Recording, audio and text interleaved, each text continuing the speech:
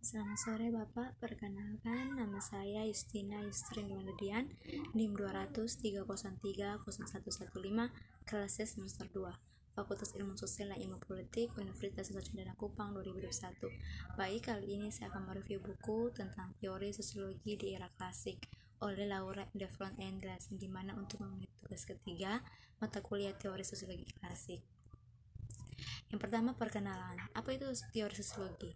Teori adalah sistem pernyataan atau proposisi umum tentang fenomena. Namun ada dua ciri tambahan yang membedakan teori ilmiah dari sistem gagasan lain seperti yang ditemukan dalam agama atau filsafat. Teori ilmiah menjelaskan memprediksi fenomena yang dimaksud dan menghasilkan impotensi yang dapat diuji dan demikian dapat dipalsukan. Universal dimaksudkan untuk menjelaskan dan memprediksi peristiwa yang terjadi di dalam atau dunia fisik. Misalnya Isaac Newton menetapkan 3 hukum gerak. Hukum pertama, hukum kelembaban, menyatakan bahwa benda yang bergerak akan tetap bergerak dan benda diam akan tetap diam kecuali jika ditindaklanjuti oleh gaya lain dalam penjelasan dan ramalannya mengenai pergerakan benda. Hukum ini melampaui batas ruang dan waktu untuk bagian mereka. Sosiologi berusaha mengembangkan atau memperbaiki pernyataan umum tentang beberapa aspek kehidupan sosial, misalnya teori sosiologi yang telah lama berdiri, meskipun tidak bertentangan, meramalkan bahwa ketika masyarakat menjadi lebih modern, arti penting agama akan menurun. Mirip dengan Newton, hukum inersia, teori sirkularisasi seperti yang disebut tidak dibatasi dalam ruang lingkup atau periode untuk satu waktu atau populasi. Sebaliknya, itu adalah proposisi abstrak yang dapat diuji dalam masyarakat. Apapun istilah konsep kunci yang membentuk teori yang modern dan agama yang didefinisikan dan sekali dalam langkah dia mati. Mengapa membaca karya asli? Beberapa profesor setuju dengan siswa bahwa karya asli terlalu sulit untuk diuraikan. Para profesor ini menggunakan buku teks sekunder yang mendefinisikan dan menyendarkan ide-ide ahli teori inti. Argumen mereka adalah bahwa Anda tidak dapat menangkap siswa perhatian menggunakan karya-karya asli. Siswa harus dilibatkan untuk memahami dan teks sekunder dan pada akhirnya mengarah pada pemahaman yang lebih baik dari teori yang dibahas. Namun ada masalah signifikan dengan hanya membaca interpretasi dari karya asli. Teks sekunder dan asli tidak sama. Teks sekunder tidak hanya menerjemahkan apa yang ahli teori tulis ke dalam istilah yang lebih sederhana, melainkan untuk menyederhanakan mereka harus merevisi apa yang dikatakan penulis. Masalah yang dapat muncul bahkan dari penafsiran yang paling tepat sekalipun dapat diilustrasikan dengan permainan telepon. Ingat bahwa permainan masa kecil di mana Anda dan teman Anda duduk dalam lingkaran. Satu orang memikirkan sebuah pesan dan membisikkannya ke orang berikutnya, yang meneruskan pesan tersebut ke orang berikutnya sampai orang terakhir di lingkaran pengumuman pesan tersebut dengan lantang. Biasanya semua orang tertawa terbahak-bahak karena pesan di akhir biasanya tidak seperti yang beredar di awal. Ini karena pesan secara tidak sengaja disalahartikan dan diubah saat beredar. Siapakah teoritis inti sosiologi? Dalam pandangan kami, jawaban adalah ya, itu benar, atau setidaknya tidak salah, untuk memilih sekelompok intelektual terpilih sebagai penulis inti dalam disiplin, dan ya, ini sampai batas tertentu. Kolonisasi beberapa orang Eropa kulit putih yang mati. Di sisi lain, para pemikir ialah kemudian menjadi ahli teori sosial yang tidak semuanya mati berkulit putih, orang Eropa atau pria, terutama tertarik pada inspirasi dan wawasan untuk lebih memahami alasan kami memasukkan beberapa ahli teori sambil mengecualikan yang lain. Pertama-tama penting untuk mempertimbangkan secara singkat konteks histori yang menetapkan punggung untuk mengembangkan sosiologi sebagai disiplin ilmu. Pencerahan banyak benih untuk apa yang akan menjadi sosiologi pertama kali di dalam selama pencerahan suatu periode perkembangan intelektual yang luar biasa yang berasal dari Eropa selama akhir abad ke-17 dan awal abad ke-18.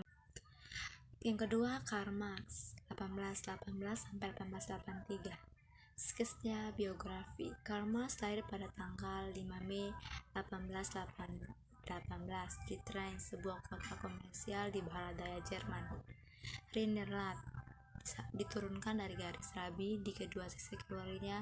Marx, ayah Hendrik, adalah seorang pengacara berpendidikan sekuler. Meskipun Hendrik tidak aktif memperaktifkan Yunadisme dan menjadi sasaran antisemitisme di Perancis. Eding dari Rennes di Prusia setelah kekalahan Napoleon.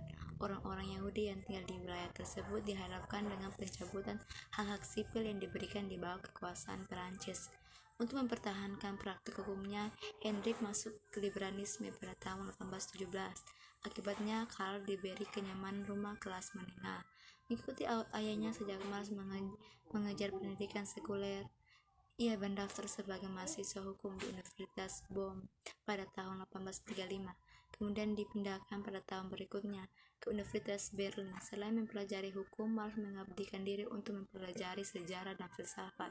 Selama di Berlin, Marx juga bergabung dengan Hegelian Muda, sekelompok pemikir radikal yang mengembangkan kritik kuat terhadap filosofi Cromwell 1770 sampai 1831. Tokoh intelektual Jerman yang dominan saat itu dan salah satu pemikir paling berpengaruh di abad ke-19, Marx dibangun di dasar sistem teoritisnya, materialisme historis, dengan membalik Hegel,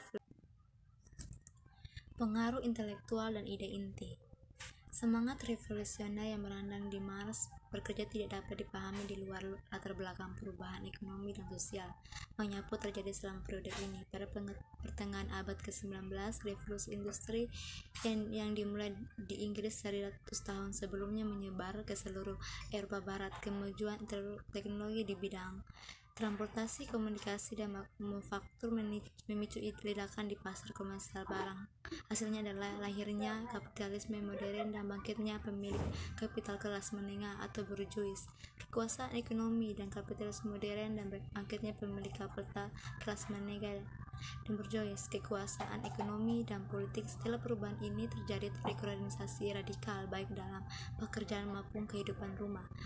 Dengan pesatnya ekspansi industri, pekerjaan pertanian menurun, memaksa keluarga pindah dari daerah pedesaan ke pusat kota yang sedang berkembang.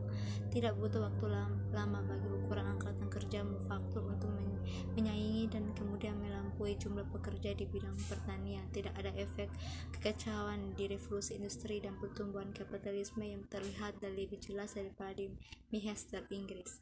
Pada paruh pertama abad ke-19, Manchester populasi meledak sekitar 1000% karena dengan cepat menjadi kota industri benar yang berlebihan. Tingkat pertumbuhan penduduk berarti bahwa keluarga harus tinggal di perumahan sementara tanpa panas atau cahaya dan dalam kondisi sanitasi yang buruk yang memicu penyebaran penyakit.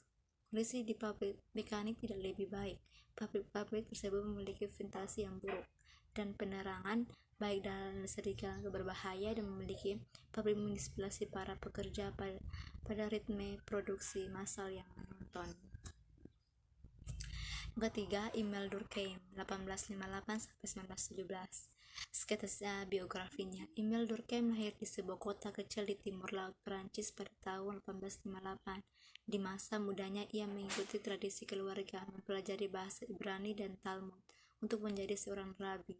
Namun di masa remajanya Durkheim tampaknya menolak Yudaisme. Meskipun dia tidak meremehkan agama tradisional, sebagai anak pencerahan dia menganggap baik Kristen maupun Yudaisme sudah ketinggalan zaman di dunia modern.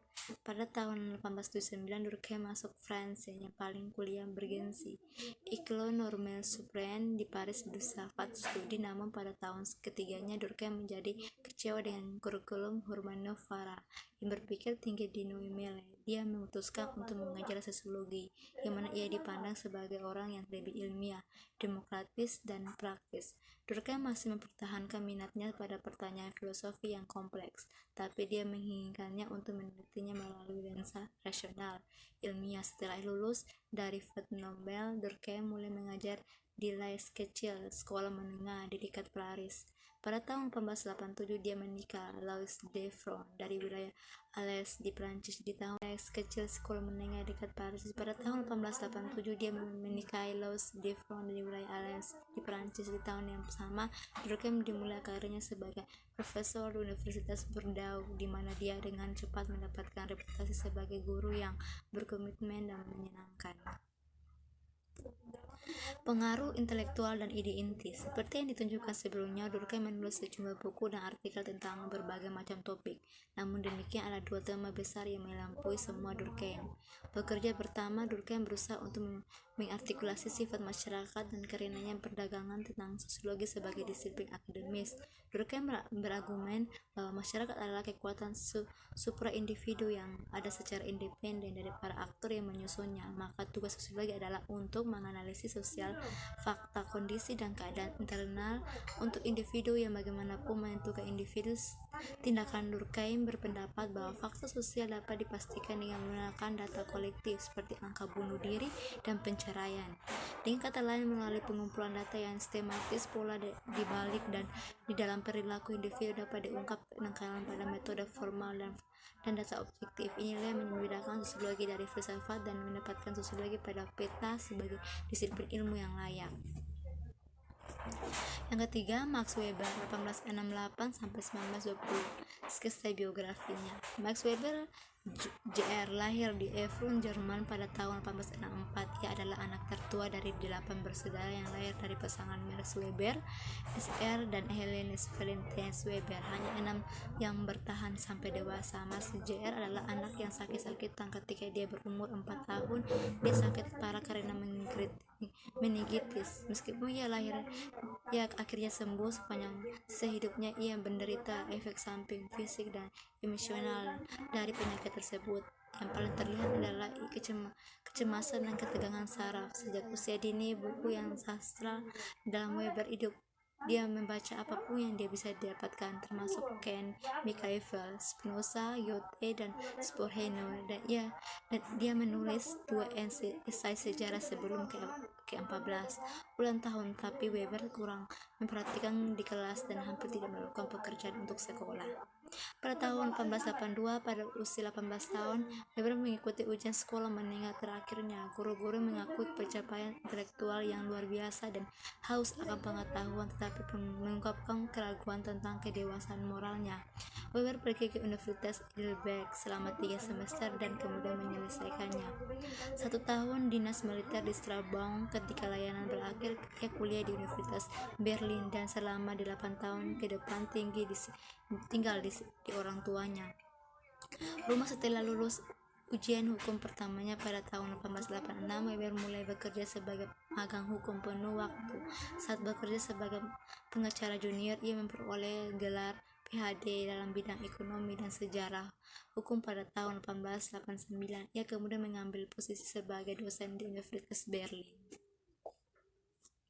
Pengaruh intelektual dan ide inti. Weber sebagai meliputi berbagai lingkup kepentingan substantif. Kebanyakan, jika tidak semua, tulisan memiliki dampak yang mendalam pada sosiologi. Dengan demikian, upaya untuk sepenuhnya menangkap luas dan pentingnya keilmuan melampaui batas satu bab.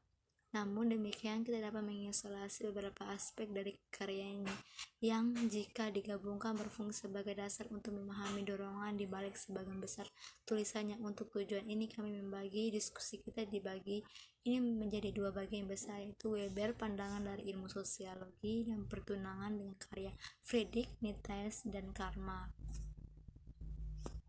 Charlotte Brenckis Gilman 1860 sampai 1935. Sketsa biografinya. Charlotte Brenckis lahir pada tanggal 3 Juli 1860 dari pasangan Mary Wiscombe Brenckis dan Friedrich Becken Brenckis. Dia adalah anak ketiga dari 4 anak. Meskipun Brenckis anak pertama meninggal saat lahir, dari keempat mereka meninggal saat masih bayi.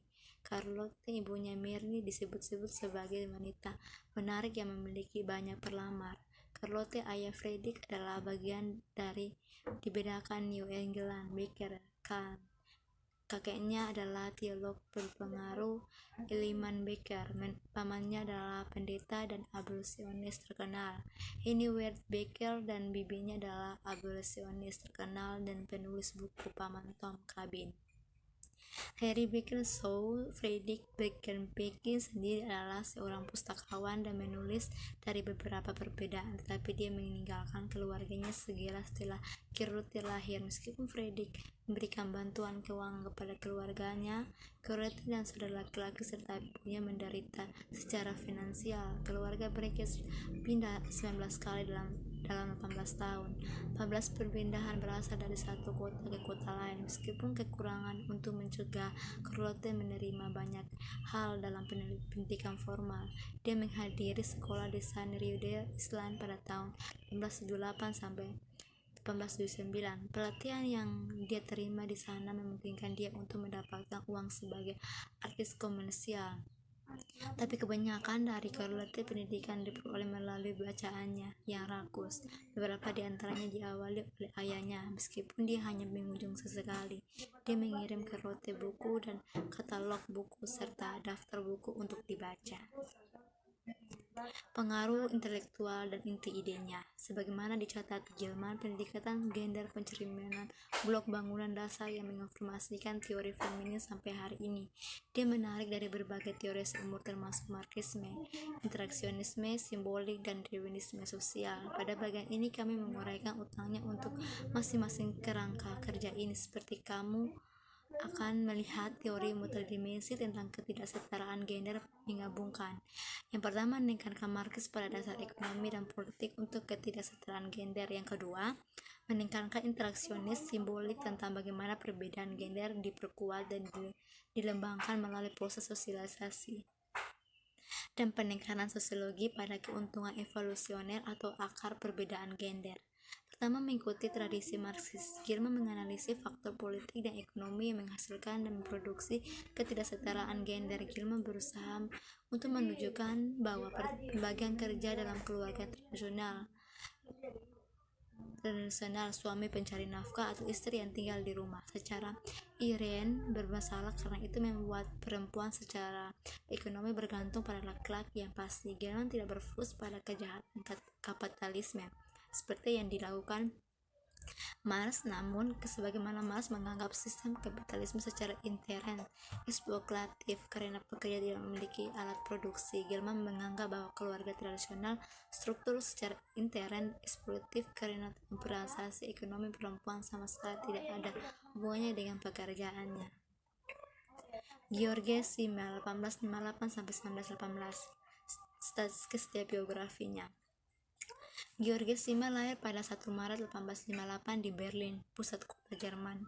Ayahnya seorang pengusaha sukses dan sebagai pemilik pabrik coklat. Berlin meninggal ketika George masih bayi, namun George keuangan masa depan terjamin ketika seorang teman keluarga pemilik penerbit musik yang menguntungkan ditunjukkan sebagai wilayah perwakilan, memberi George bangsa kecil yang nyaman, dan setelah ia dewasa memungkinkan untuk bekerja. Minat intelektualnya dengan kekhawatiran moneter yang relatif sedikit, seperti sudah ditakdirkan, Simmel diwariskan terbukti lebih menguntungkan daripada mungkin muncul pada pandangan berbagai dosen, membuatnya mendapat menggelar popularitas di kalangan mahasiswa dan Berlin. Elit budaya Simmel tidak mampu memperoleh posisi akademis yang permanen sepanjang sebagian besar karyanya. Ini karena sifat efektif karyanya. Simmel menulis dalam cukup yang luas subjek yang melintasi batas disiplin. Misalnya, dia menulis buku tentang seniman Rembrandt, Goethe, dan Rodin, dan esai yang diterbitkan banyak diantaranya muncul di jurnal non-akademik tentang topik yang tidak bisa seperti Universitas Jerman. Sebaliknya, nyata sarjana adalah mereka yang berkomitmen pada analisis berkelanjutan dan serangkaian pertanyaan terbatas. Selain itu, dipilih sosiologi yang baru saja lahir mendapat hambatan yang signifikan dalam pendidikan universitas. Dengan demikian, pengangkatan untuk posisi penuh waktu di Departemen Sosiologi jauh lebih tersedia dibandingkan dengan disiplin ilmu lain. Namun, selain kendala akademik, ada alasan lain. Pengaruh intelektual dan inti. Menguraikan gagasan inti yang membentuk simbol bekerja adalah tugas membuat sangat sulit untuk sejumlah alasan. Pertama, sementara ia melihat dirinya pertama dan tertual membentang tiga disiplin filsafat, sejarah, dan sosiologi. Kedua, bahkan dalam tiga bidang ini pencarian intelektualnya memimpin dia ke sejumlah arah yang belum tentu terkait. Sebagai tambahan untuk tulisannya yang lebih, sosiologi bervariasi sebagaimana adanya simbol, menerbitkan karya tentang estetika, etika, agama, filsafat, sejarah, filsafat identitas, dan Schopenhauer, dan metafisika individualis. Ketiga, simbol tidak seperti katakanlah Marx atau Mead, tidak berangkat untuk mengembangkan skema teoritis koheren, juga secara eksplisit bertujuan untuk mengembangkan kritik sistematis atau untuk membangun paradigma teori tertentu. Hasilnya mungkin karyanya paling baik dilihat sebagai kumpulan wawasan yang menyediakan bagi sosiologi pemahaman yang unik, dia halus tentang interaksi sosial. Pada bagian ini kita membatasi diri untuk menyajikan gambaran dari simbol ide-ide sosiologi yang ancestral. Untuk tujuan ini kita menyentuh pada isu-isu berikut. Yang pertama, simbol image masyarakat. Yang kedua, pandangannya sosiologi sebagai disiplin. Dan yang ketiga, penderitaan individu dalam masyarakat modern. Webb, Du Bois, 1888 sampai 1963. Sketsa biografi. William Edward Burgard Webb Du Bois lahir di Great Barrington, Massachusetts pada tahun 1868. Du Bois, ayah Alfred, gelisah seorang tidak bahagia, hanya berwarna, terlihat pria yang mencoba berbagai macam pekerjaan termasuk cukur dan bahkan pengkhotbah. Sebelum dia meninggalkan istri dan anaknya dan pergi tidak pernah kembali, Du Bois, ibu Mary Margaret adalah diam, ditikam bersinar gelap menunggu wanita yang berjuang untuk memenuhi bertemu dengan bekerja sebagai rumah tangga dengan memahami kerabat. Ketika Du Bois masih kecil, ibunya menderita stroke dengan lumpuh sebagian. Meskipun dia bisa terus bekerja sebagai pembantu, William mulai memikul sebagian beban untuk menjaga keluarga kecil mereka yang mencari pekerjaan serabutan dimanapun dia bisa. Terlepas dari kewajiban barunya, William berprestasi sangat baik di sekolah. Du Bois segera menyadari bahwa rasanya membedakan diri teman sekolahnya seperti yang dia nyatakan kemudian di awal masa muda. Kepahitan besar memasuki diri saya hidup dan menyalakan ambisi yang besar. Dia mulai mengenal tidak hanya keberadaan garis warna, tapi juga cara membedakannya dari ketidaksetaraan berbasis kelas.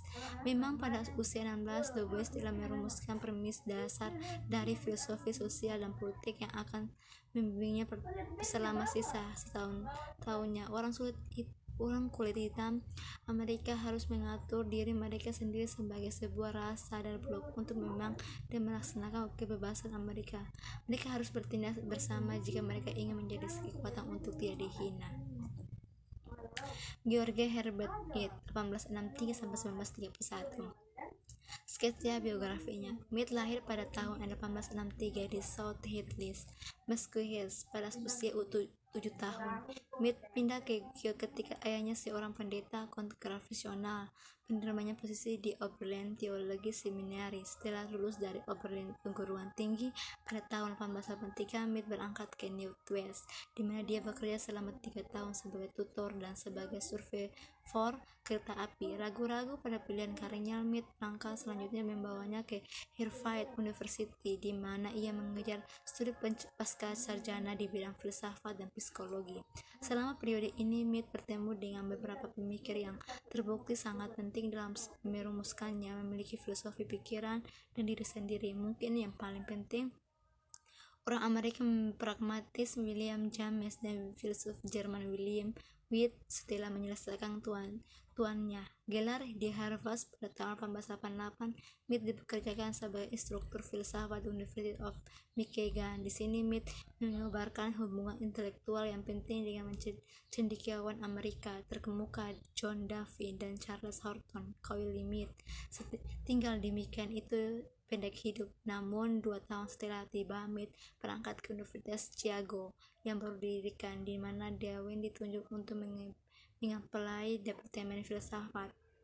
Mead tetap di Chicago sampai kematiannya pada tahun 1931. Mead berpengaruh sosiologi sebagian besar berasal dari lulusan kursus di psikologi sosial. Orientasi teoritis Simmel. Mead filosofis diberitahu oleh sejumlah arus intelektual di dalam bidang. Kami membahas secara singkat 3 pengaruh teoritis yang paling signifikan pada karyanya: pragmatis, behaviorisme, dan evolisme. Yang pertama, pragmatis.